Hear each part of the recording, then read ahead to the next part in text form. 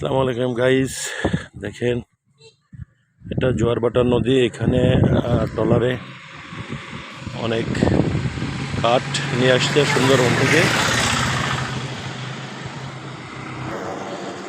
হ্যাঁ, পারটেক্স একটা কোম্পানি আছে এখানে। এই কোম্পানিতে পারটেক্স তৈরি হয়। ওই দূরে একটা গ্রাম দেখা যাচ্ছে, আদর্শ গ্রাম।